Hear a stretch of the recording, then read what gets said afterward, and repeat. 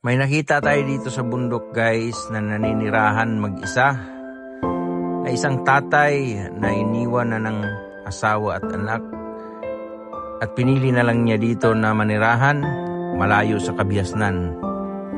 Sobrang nakakaawa yung istorya ni tatay dito kasi iniwan pala siya ng asawa niya at sumama na sa ibang lalaki. Sobrang sakit ng kwento niya sa atin kung ano ang nangyari sa pamilya na noon.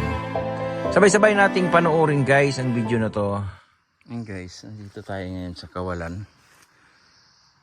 At meron tayo nakita dito ang kubo guys. Tingnan nyo guys ha. Ayan kubo niya. Hoy! Ayo! Okay ra, video ko? Cute kayo mong balay, oy. Kuba na gid no? Bali mingawa kasi mong lugar. Ha? Tukod na lang. Tukod na lang? Grabe kami nga ang lugar. Nya na suga dere. Ha? Spot. Pwede mo sulod? Okay, sulod ko ha. Unsa man siya? Tubig. Ilim nun? Buling naman. Ako ana, sini. Isa sini. Ha? Ko sa galon. Ako na. Pwede mo lang tao? Kani, unsa man siya? Oh, sure. Kani may pait-pait. Ha? Kanang kisugba. Dayon. Ubod sa unsa nang ubura? Kape. Lami na siya. Tayo. Nya nganong kana imong kanon ron? Pamahaw. Waday kay sudan. Nago bulad. Ganang ko ana. Agarha ka niya pait makha. Ang mga orang pait sugba. Ah, okay.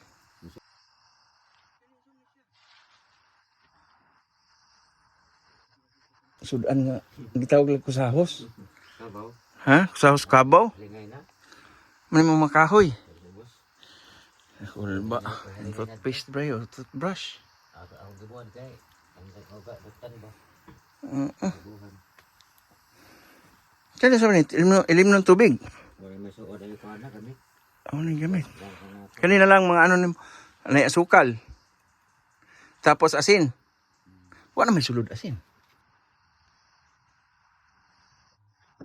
Tapos katusuka. Okay. Maglabisong ada dasar kalaran daw. Kani mo kutsara ni mo ni. Okay. Grabe. Liyo ay yung lugar eh. So ang imong kuan, ang imong trabaho rin ang kaguma. Ano, rubber.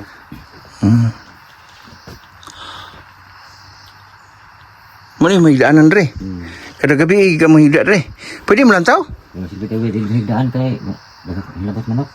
Pwede mo lang tao na imong balay? Pwede ba ito. Ito rin eh. Okay. Pangaliya, bawa. Ala. Ay, ito kami dapat na itong nga buslot naman eh. Ano dikira kay mga ano ni hapit ka ba? Okay. Amo na yung mahigdaanan na yung moskitiro no? Yung pero na ano. Rin na mo gani, ko na sa iya. Narinig ba? Ayan guys, higaan niya. May kay wala ka na sulod rig mga kuan, mga bitin. Wala man. Wala bitin dire. Pero naari hapon. Na ra kan. Wala balay kada mga tao. May suka. Unsa man yung gitabunan? Ano? Sudan ha? Mga sudan. Okay. So unsaon pagproseso na? Ubod ni sa kuan, sugbaon lagi kayo. Kani tanan sugbaon nimo? Oo. Wala pa na. Dapat karipod, daghan na kayo nimo, nagamit ang kakahoy oh. Daghan mo kakahoy ha? Ano na. Bago makunakaon. Okay. Kasi nga lang ganin mo kuya? Kuan Role. Ruli. Barcelona. Ang patalo na. Pila na edad ni mo ron? Minta ako. 50 na? Di pa mahalata nga 50. Huwag 30 taon pa man ta. Minta ako eh. Ha? Minta ako. 50 na. Nakaisawa? Awa na. Oo na. Huwag na. Buwag. Mga anak ni mo? To sa gida. Gibiyaan na kay ikaw, Rosa? Hala, pagkaluuya, good. Nakinan to. Ang sa may feelings mo nga ikaw na mag-isa sa kinabuhi. Dendari pag higda ka. Daga sila magsuo. Daga siya kayo mga ubos. Magisuon. Lupit manikan ko pagmangkon. Dayon? Siya ko na ng kuhan kay kapoy na. Kapoy na. So, gipili na lang mong mag-inusaran lang po. Pila day ka anak ni mo? Amar ko isa. Agibiyaan na lang po ka? O gido-do ka dre? Di ba mo kuhan. Uli. Tablado na gyud. Mga gumisyo na puyo. Oo. Wala lang ko diri. Hindi ay lang ito. Ikaw may anak ka ron rin puyo. Lisod gid mag-inusara, no? Okay. Pero dapat hapon sa imong kinabuhi, dapat na ay nakikatuwang, no? Sa mga buhay-buhay ba? Wala po ka nang itaglain. Wala hasol na. Nga di pagkuan, itsuraan man po ka. Sigurang na ta. Ha? Sininta na buro, wala na. Kasi karon ba, mangita ka? Daghan niya po mga kuan mo kay itsuraan man ka. Pag-asa. Wala yung pag-asa? Kaya nga naman, Labo na. daghan ba yung mga bahay po di ang single? Ay, nagod na gusto. Ano kayo daghan nagustuhan? Ibang naagod gusto na agod, daghan. Nako, Ay, di nagig ka. surrender. Basi nasakitan ka ayo sa imong last nga relasyon. Sakitan ako. Mao, gani. Di ka gihapon ka kamubon hantod karon. Mas mautruhan. Mautrohan, no? Masakit. Mas lalong sakit. Ano na hitabo sa una nimong relasyon? Nagloko ninyo o ikaw o siya? Nasakit mo kadto. Ha? Nasakit kadto. Nasakit ka? Ngano man? Nagkamot lagi sobrahan. Oo. Pag narabaho siya kay pag-ayon na ako narabaho namin yung nagto. Hala, nanarbaho siya. Asam siya nanarbaho? Narabaho. Tapos nakakita siya dito og aktor. Siguro. Nagminyo siya. Pero sa diyang nagminyo siya, kamo pa. Ano, nag-ipon na, bibala ng dito. Nag-ipon sa unggangan, ayang inahan. Ala, sakita na no na ang gikuan day siya og lain nga kamo pa. Ang sakit gidi ay mo day hindi ka kamubon nga di ka kapangitaglain. No? Ano ko diri? Ay pa muli dire. Mag-inusara, mupuyog malinaon. Kapag nagto. Ano, di pa do pa katuig. Ado ka tuig mo nagkaanak mo. Tapos bali no naisipan niya na magluko sa imuha no? Kisa may niingon nga na ay nana si kuan, nana si kaipon. May taga masilingan na uban ngadto sila. Daga man sila ngadto. Niingon nga nana si bana dito. Nana si lain. Sakita po kayo eh. Ano di kadto, okay. May istorya to. Sakit gid no. Di ta kamo buo nana. Hapit na oh. Apa na, pwede naman ng maayo. Apa ito mo siya ayo. Tapos nung sa proseso ana pag maitom ni sa tanan, wala nang pait. Kung ano ka na siya ning panitan leon. Ay, siguro. Unya gamay ra kay mo kaon ana. Maragod. Na may bulad. Nay bulad. Kanahan ko ana. Okay. May ni kay nindot kay kuan kanang mawala yung pait. Bago na taon. Bago na dito. Bago na dito. Ako subusog ba kay may kami maglingkod-lingkod. Pero advice na ko nimo. Lingaw. Pero advice na ko nimo ba? Mangita kag kuan kay ipon nimo sa imong kinabuhi. Sama karon nga naa ka diri mag-isong usara, may nang mahinluan ni or maatiman ka ba? Awan ko andere kay mo hatod na buga balhin ang ubos. Pero may ginang na matiman ka dito. Upitan mo repair ni bahala nang matumban ni. Bahala na. Wala na. So imong asawa karon aman lang mo yo to sa Davao. Na mahami sila. Naon na po laing na katong mauri hapon no laki ha. Nag-drive tricycle, ambahan na. Ambana. Nana sila anak. Duka naman itong kuwan. Wala ko na ko doon. Hala, duha na kabuok. Dugay naman di. Ay, dapat bumubuo na ka. Mangita na kaglain.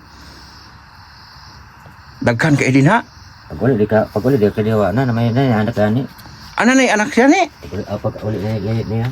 Pag uli niya kikagdabaw, nanarbaho. Tapos pag uli na na yung anak na yun. Pero nagkistorya pa mo, wala na. Di na mutago nga ako ba? Mutago. Hadlok to siya, naulaw. Makikistorya. Naulaw siya. No. Ulag yun. Kaya ikaw, nagtinarong man ka. Nakasala lagi siya. Pero nagmahay to siya ba? Kaya makaingon ko siya nga nung nakasala siya nimo nga ikaw, hitsuraan ko ka. Pero sa man, hitabo naman ang dapat na hitabo. Dawato na lang, no? Imong anak ron, pila na edad na to? Ada ko na to, kaya alam ko, taon na kasi to. Hmm? Kaya pa din ako, 26 pa. 26 pa wala na mo? Kasi, binasa ko edad dito niya.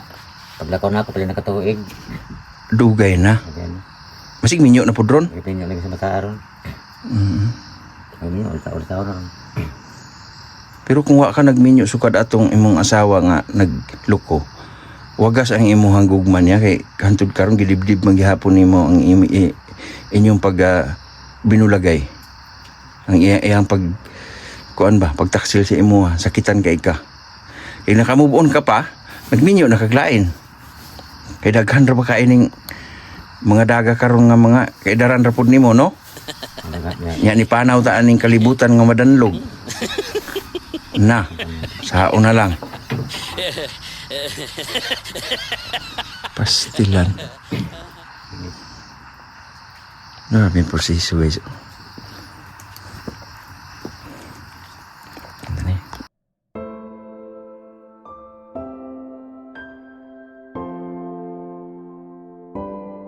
Ayun guys, nilisan na natin lugar at iniwanan natin si tatay at inabutan natin ng kunting halaga.